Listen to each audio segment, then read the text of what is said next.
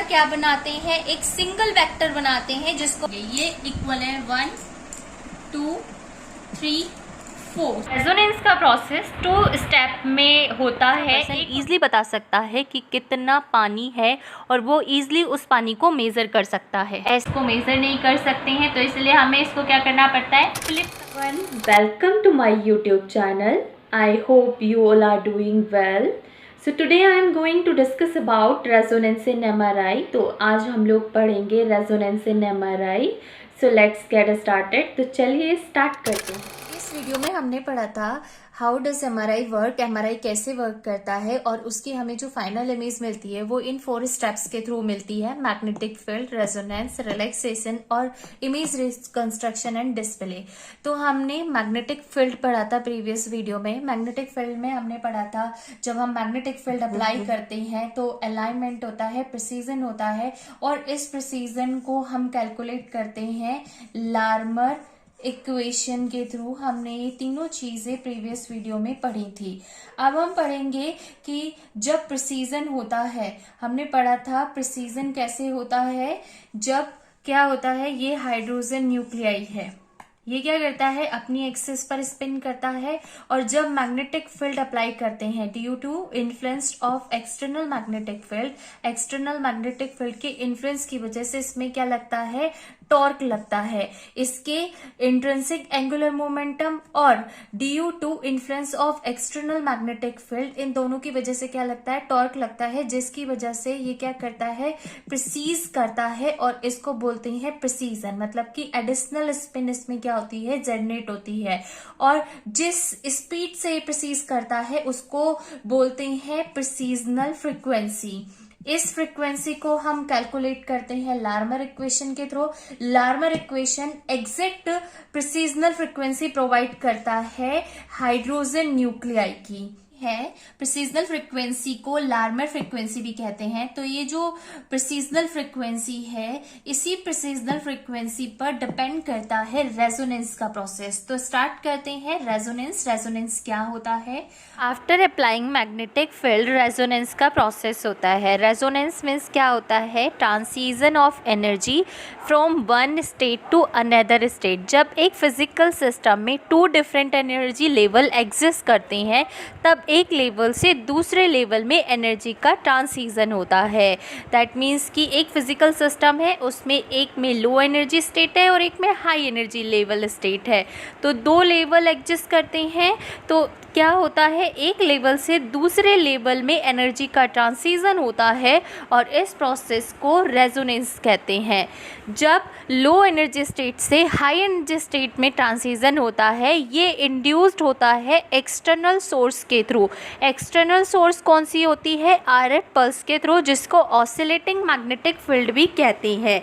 तो अब एक आरएफ पल्स जब दी जाएगी तो उससे क्या होगा, लो एनर्जी स्टेट से हाई एनर्जी स्टेट में एनर्जी का क्या होगा, ट्रांसीजन होगा। दैट मीन्स कि लो एनर्जी लेवल से हाई एनर्जी लेवल में एनर्जी का ट्रांसीजन होगा, एनर्जी एक्सचेंज होगी लो स्टेट से हाई स्टेट में।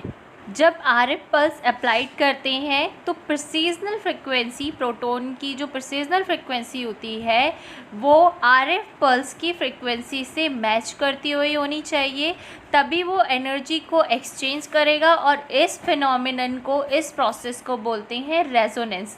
अगर आरएफ पल्स फ्रिक्वेंसी प्रिसीजनल फ्रिक्वेंसी से मैच नहीं कर रही है, हाइड्रोजन न्यूक्लियाई के प्रिसीजनल फ्रिक्वेंसी से आरएफ फ्रिक्वेंसी मैच नहीं करती है तो रेजोनेंस का प्रोसेस नहीं होता है। हाइड्रोजन न्यूक्लियाई को रेजोनेट करने के लिए हाइड्रोजन न्यूक्लियाई की Larmor frequency means precessional frequency, Larmor frequency को ही प्रिसीजनल फ्रिक्वेंसी कहते हैं। तो हाइड्रोजन न्यूक्लियाई की प्रिसीजनल फ्रिक्वेंसी आरएफ पल्स की फ्रिक्वेंसी से एग्जैक्टली मैच होनी चाहिए, तभी रेजोनेंस का प्रोसेस होता है। अदर एमआर एक्टिव आई जो न्यूक्लियाई होते हैं वो क्यों नहीं रेजोनेट होते हैं, क्योंकि उनकी जो प्रेसिजनल फ्रिक्वेंसी होती है वो हाइड्रोजन न्यूक्लियाई से अलग होती है, इसलिए वो रेजोनेट नहीं होते हैं। क्योंकि जो हम RA पल्स दे रहे हैं उसकी जो फ्रिक्वेंसी दे रहे हैं वो हम हाइड्रोजन न्यूक्लियाई की फ्रिक्वेंसी से मैच करते हुए दे रहे हैं, जबकि अदर MR एक्टिव न्यूक्लियाई की जो प्रेसिजनल फ्रिक्वेंसी होती है वो अलग होती है, इसलिए वो एक दूसरे से मैच नहीं करते हैं, इसीलिए other MR active nuclei resonate नहीं होती हैं। रेजोनेंस के प्रोसेस को मैं आपको डायग्राम के थ्रू समझाती हूँ। जैसा कि हमने पढ़ा है प्रीवियस वीडियो में कि in the absence of external magnetic field जितने भी हाइड्रोजन न्यूक्लियाई होते हैं हमारी बॉडी में वो रैंडमली ओरिएंटेड होते हैं, रैंडमली अलाइनमेंट होता है। तो in the absence of external magnetic field जितने भी हाइड्रोजन न्यूक्लियाई होते हैं हमारी बॉडी में वो क्या होते हैं, रैंडमली ओरिएंटेड होते हैं। After applying external magnetic field, जैसे ही हम एक्सटर्नल मैग्नेटिक फील्ड अप्लाई करते हैं तो ये जो हाइड्रोजन न्यूक्लियाई होते हैं ये क्या हो जाते हैं, अलाइन हो जाते हैं। कुछ पैरेलली अलाइन हो जाते हैं, कुछ एंटी पैरेलली अलाइन हो जाते हैं। तो जो पैरेलली अलाइन होते हैं वो लो एनर्जी न्यूक्लियाई होते हैं, और जो एंटी पैरेलली अलाइन होते हैं मीन्स कि एंटी पैरेलल डायरेक्शन में अलाइन होते हैं वो हाई एनर्जी न्यूक्लियाई होते हैं। उसके बाद जो थर्ड प्रोसेस हुआ था वो हुआ था प्रेसिजन का। लार्मर इक्वेशन हाइड्रोजन न्यूक्लियाई की एग्जैक्ट प्रेसिजनल फ्रिक्वेंसी को प्रोवाइड करता है। तो जैसे कि हमने पढ़ा है कि जब हम मैग्नेटिक फील्ड अप्लाई करते हैं, दैट मीन्स कि एक्सटर्नल मैग्नेटिक फील्ड अप्लाई करते हैं, तो कुछ न्यूक्लियाई क्या हो जाते हैं, पैरेलली अलाइन हो जाते हैं और कुछ एंटी पैरेलली अलाइन हो जाते हैं। तो जो ज्यादा न्यूक्लियाई होते हैं, एक्सेस न्यूक्लियाई जो प्रेसिज करते हैं वो पैरेलली करते हैं, और फ्यू न्यूक्लियाई जो होते हैं, फ्यू प्रोटॉन्स जो होते हैं वो प्रेसिज करते हैं एंटी पैरेलल डायरेक्शन में। तो एक्सेस न्यूक्लियाई क्या होते हैं, वो पैरेलल डायरेक्शन में होते हैं जो कि लो एनर्जी न्यूक्लियाई होते हैं, और फ्यू न्यूक्लियाई जो होते हैं वो एंटी पैरेलल डायरेक्शन में होते हैं जो कि हाई एनर्जी न्यूक्लियाई होते हैं। लो एनर्जी न्यूक्लियाई ज्यादा होते हैं as compared to high energy nuclei. In the parallel direction excess nuclei precess करते हैं as compared to anti parallel direction. Anti parallel direction में कम न्यूक्लियाई होते हैं जबकि पैरेलल डायरेक्शन में ज्यादा न्यूक्लियाई होते हैं। तो इक्वल मैग्नेटिक फोर्स के न्यूक्लियाई जो होते हैं वो एक दूसरे की फोर्सेस को कैंसिल कर देते हैं, मीन्स कि एक दूसरे के स्पिन फोर्सेस को कैंसिल कर देते हैं। तो यहाँ पर क्या है, 6 है और यहाँ पर 4 है।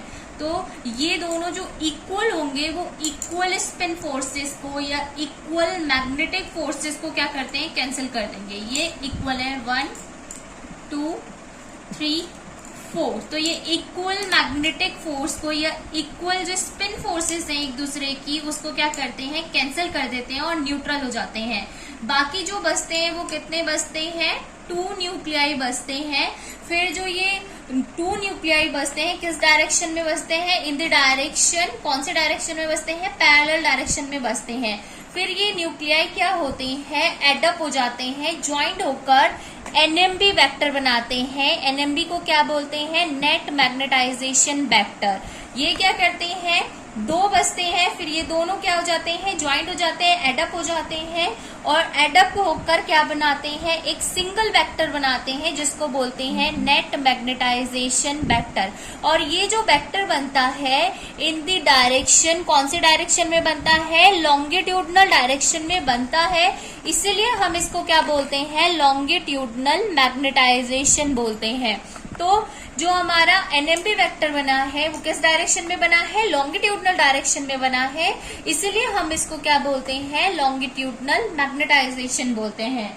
लॉन्गिट्यूडनल मैग्नेटाइजेशन जो होता है वो along the external magnetic field होता है, इसीलिए हम इसको डायरेक्टली मेजर नहीं कर सकते। एक तो ये मैग्नेटाइजेशन हो गया, ऑलरेडी इतना ज्यादा मैग्नेटाइजेशन था, और ये भी हो गया, दोनों कंबाइन हो गए, तो इसको सेपरेटली मेजर करना पॉसिबल नहीं था। इसलिए इसको मेजर करने के लिए हमें क्या करना होगा, इसको फ्लिप करना होगा। फॉर एग्ज़ाम्पल, जैसा कि आप इस इमेज में देख सकते हैं कि एक पर्सन जो है बोट में बैठा है और उसके हाथ में वाटर होस है और उससे वो क्या कर रहा है, पानी को नदी में डाल रहा है, और दूसरा पर्सन जो है वो क्या कर रहा है, उसको वॉच कर रहा है, और वो ये बताना उसके लिए इम्पॉसिबल है कि वो कितना पानी नदी में पोर कर रहा है। बट अगर ये क्या करे, अपनी वाटर होस को दूसरी डायरेक्शन में चेंज कर दे, फ्लिप कर दे, फ्लिप करने के बाद अगर वो उस वाटर होस से पानी को बकेट में डाले तो दूसरा पर्सन ईज़िली बता सकता है कि कितना पानी है और वो ईज़िली उस पानी को मेज़र कर सकता है। ऐसे ही हम लॉन्गिट्यूडनल मैग्नेटाइजेशन को काउंट नहीं कर सकते along the external magnetic field, क्योंकि इतना ज़्यादा एक्सटर्नल मैग्नेटाइजेशन तो ऑलरेडी है ही, और लॉन्गिट्यूडनल मैग्नेटाइजेशन भी हो गया, तो दोनों एक साथ हो गया, तो लॉन्गिट्यूडनल मैग्नेटाइजेशन को डायरेक्टली मेज़र करना इम्पॉसिबल है। तो लॉन्गिट्यूडनल मैग्नेटाइजेशन को मेज़र करने के लिए हमें उसको ट्रांसवर्स डायरेक्शन में फ्लिप करना पड़ता है, और फ्लिप करके हम उसको मेज़र कर सकते हैं। लॉन्गिट्यूडनल मैग्नेटाइजेशन के मेज़रमेंट के लिए हमें क्या करना होता है, इसको ट्रांसवर्स करना होता है। अभी ये क्या है, लॉन्गिट्यूडनल डायरेक्शन में है along the external magnetic field, इसलिए हम इसको मेज़र नहीं कर सकते हैं, तो इसलिए हमें इसको क्या करना पड़ता है, फ्लिप करना होगा इसके मेज़रमेंट के लिए। दैट मीन्स कि हमें इसको ट्रांसवर्स करना होगा। तो इसके फ्लिप के लिए हमें एक्सटर्नल सोर्स की रिक्वायरमेंट होती है, और वो एक्सटर्नल सोर्स क्या होती है, आरएफ पल्स। आरएफ पल्स होती है जिसको ऑसिलेटिंग मैग्नेटिक फील्ड भी बोलते हैं। इस स्टेट पर कि जब हमें इसको ट्रांसवर्स करना होता है तो हम क्या करते हैं, आरएफ पल्स देते हैं, आरएफ पल्स अप्लाइड करते हैं। तो ये आरएफ पल्स देते हैं तो सम ऑफ द प्रोटॉन्स क्या होते हैं, वो पिकअप करते हैं एनर्जी को। जैसे ही हमने क्या करा, आरएफ पल्स दी, तो जब हम क्या कर रहे हैं, आरएफ पल्स दे रहे हैं, तो उस आरएफ पल्स देने पर क्या होगा, जो सम ऑफ दी प्रोटॉन्स होंगे वो क्या करेंगे, पिकअप करेंगे एनर्जी को, और कहाँ पहुँचेंगे, हाई एनर्जी लेवल में। तो जो लो एनर्जी के न्यूक्लियाई होते हैं वो क्या करते हैं, पिकअप करते हैं एनर्जी को आरएफ पल्स से और जंप करते हैं हाई एनर्जी लेवल में। तो ये एनर्जी एक्सचेंज हो रही है, ये जो ट्रांसीजन हो रहा है, दैट मीन्स कि जो एनर्जी एक्सचेंज हो रही है लो एनर्जी स्टेट से हाई एनर्जी स्टेट में, इस प्रोसेस को हम बोलते हैं रेजोनेंस का प्रोसेस। जो एक्सचेंज हो रहा है, जो ट्रांसीजन हो रहा है एनर्जी का बिटवीन टू पॉपुलेशन, उसको हम क्या बोलते हैं, रेजोनेंस बोलते हैं। और ये जो रेजोनेंस का प्रोसेस होता है, दैट मीन्स कि जो एनर्जी एक्सचेंज हो रही है, जो ट्रांसीजन हो रहा है, ये कब होता है, ये तब होता है जब ये न्यूक्लियाई की जो प्रिसीजनल फ्रिक्वेंसी है इस आरएफ पल्स की फ्रिक्वेंसी से मैच करेगी, तभी ये ट्रांसीजन होगा, अदरवाइज ट्रांसीजन नहीं होगा, अदरवाइज रेजोनेट नहीं होंगे न्यूक्लियाई। तो हाइड्रोजन न्यूक्लियाई जो होता है उसकी प्रिसीजनल फ्रिक्वेंसी होती है 42.57 मेगाहर्ट्ज पर टेस्ला होती है। ये कांस्टेंट होती है हाइड्रोजन न्यूक्लियाई की। कितनी प्रिसीजनल फ्रिक्वेंसी होती है, 42.57 मेगाहर्ट्ज पर टेस्ला होती है। इसलिए इससे मैच करते हुए हम क्या करते हैं, आरएफ पल्स देते हैं। आरएफ पल्स की जो फ्रिक्वेंसी होती है वो हाइड्रोजन न्यूक्लियाई की जो ये फ्रिक्वेंसी होती है इससे मैच करते हुए देते हैं। इसलिए एनर्जी का एक्सचेंज होता है, ट्रांसीजन होता है, इसीलिए ये क्या होता है, रेजोनेट होते हैं। बट जो अदर न्यूक्लियाई होते हैं वो रेजोनेट नहीं होते हैं। क्यों? क्योंकि जो उनकी प्रिसीजनल फ्रिक्वेंसी होती है वो डिफरेंट होती है, और जो हम आरएफ पल्स दे रहे हैं वो हम हाइड्रोजन न्यूक्लियाई की फ्रिक्वेंसी से मैच करते हुए दे रहे हैं। इसीलिए हाइड्रोजन न्यूक्लियाई रेजोनेट हो रहे हैं और अदर न्यूक्लियाई रेजोनेट नहीं हो रहे हैं। एनर्जी जो एक्सचेंज हो रही है बिटवीन टू पॉपुलेशन लो से हाई में, आरएफ पल्स की वजह से इसको एक्साइटेशन बोलते हैं। रेजोनेंस का प्रोसेस 2 स्टेप में होता है। एक होता है proton precess in phase, and second जो होता है स्पिन फ्लिप। तो जैसे कि जब हम मैग्नेटिक फील्ड अप्लाई करते हैं तो हमारे जो प्रोटॉन्स होते हैं वो अलाइन हो जाते हैं पैरेलल और एंटी पैरेलल डायरेक्शन में।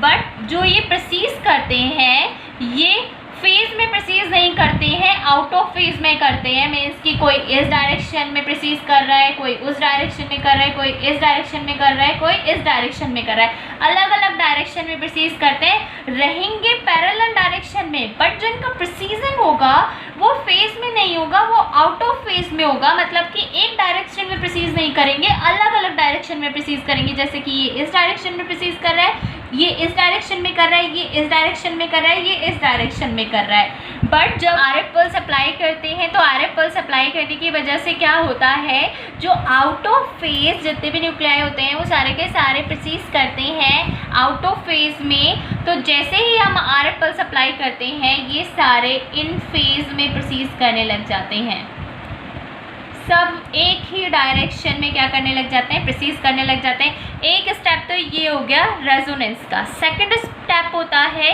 Spin flip. जब हम आरएफ पल्स अप्लाई करते हैं तो क्या होता है, ये हमारे दो पॉपुलेशन के न्यूक्लियाई हैं, एक हमारे लो एनर्जी के हैं, ये हमारे क्या है लो एनर्जी की पॉपुलेशन है, और ये हमारी हाई एनर्जी की पॉपुलेशन है। तो क्या होता है, जैसे ही हम आरएफ पल्स देते हैं, आरएफ पल्स देने से क्या होता है, लो एनर्जी के न्यूक्लियाई क्या करते हैं, एनर्जी को पिकअप करते हैं आरएफ पल्स से और जंप करते हैं हाई एनर्जी के स्टेट में। तो इस प्रोसेस को बोलते हैं स्पिन फ्लिप बोलते हैं। तो ये जो टर्म होता है, ये टर्म होता है एक्साइटेशन। तो ये दो प्रोसेस होते हैं because of resonance. That's all about for today. I hope आपको मेरी वीडियो अच्छी लगी होगी। अगर अच्छी लगी है तो लाइक करें, शेयर करें, और अगर मेरे चैनल पे नए हैं तो सब्सक्राइब करें। इससे मुझे मोटिवेशन मिलेगा और आपके लिए मैं और भी नए वीडियो लेक्चर लेकर आऊँगी। Thank you.